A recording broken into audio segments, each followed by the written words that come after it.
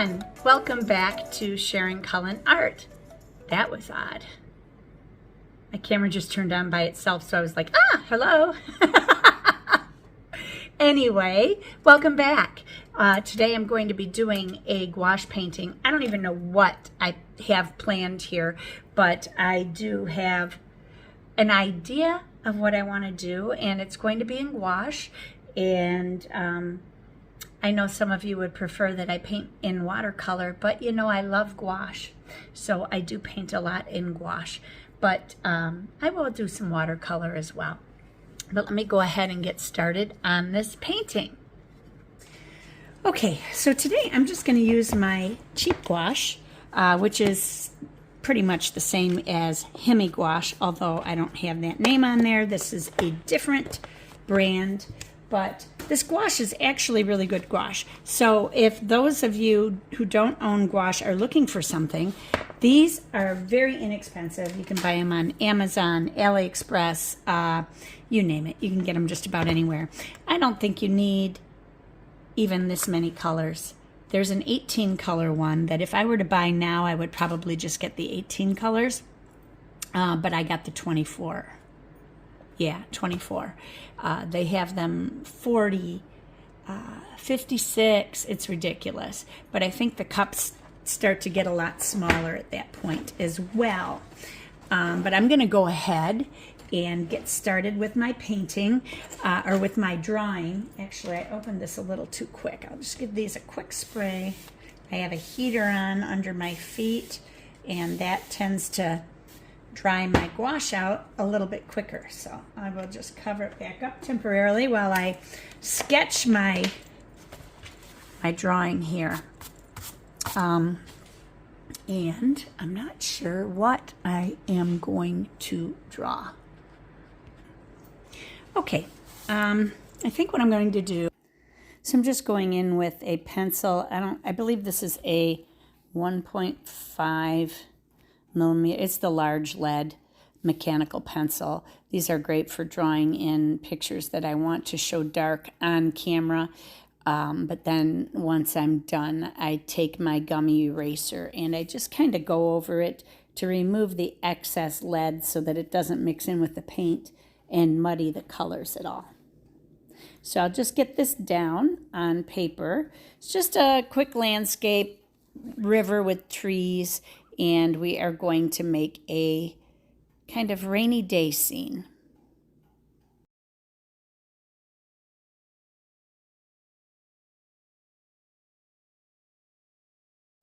Now I like to get set up by putting a piece of paper towel over my previous painting so I don't screw it up in my book, and then I can set my palette right on top, just using a palette knife to get some of the paint out and put onto my mixing tray so that I can just mix there. It helps to prevent me from dipping into the paint too much in the actual tray itself. And I'm actually putting the sky on too dark, so throughout the painting I'm going to keep lightening it up. I have to get back into getting used to gouache, the way it darkens after it dries, and I wasn't thinking, I guess. So you'll see a lot of that throughout this painting, and forgive me for being so rusty like I am.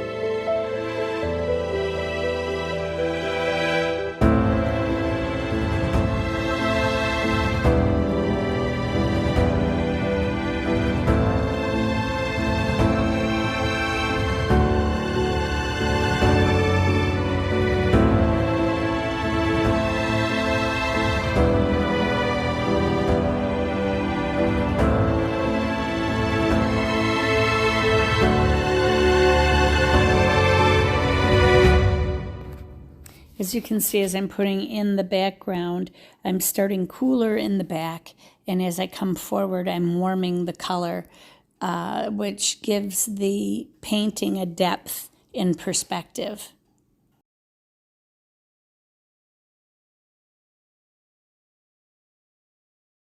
Now I'm still putting in what I would call the underpainting. There are layers to it, but as I get more into the detail, I will slow the camera down so that you can see what I'm doing. Now I will begin adding the detail, slowly building on the colors that are underneath, and I'll leave some of that showing as I go.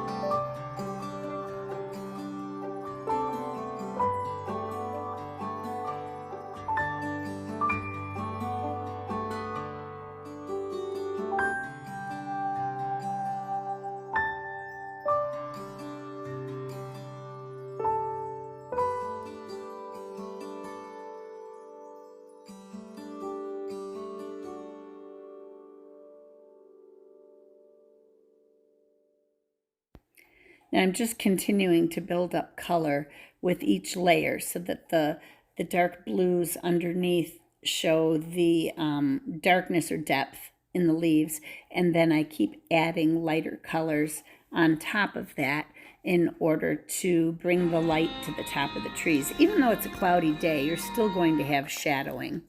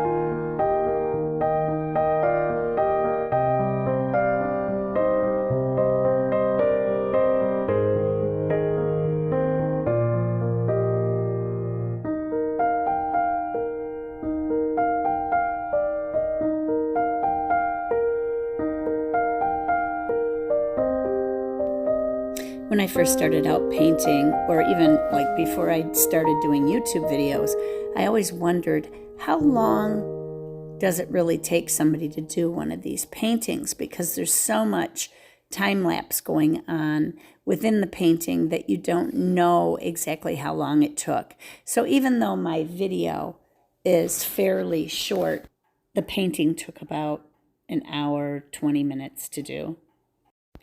Now here I'm beginning to dry brush some white on top of the water in order to show movement in the water. And then I add some white around the rocks, which shows movement in the water around the rocks as well.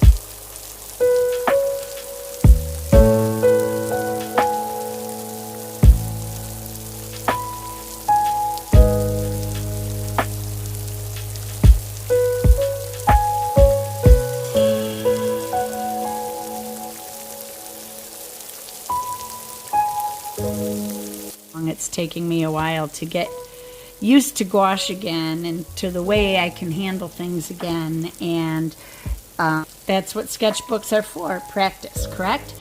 So, in the meantime, be courageous.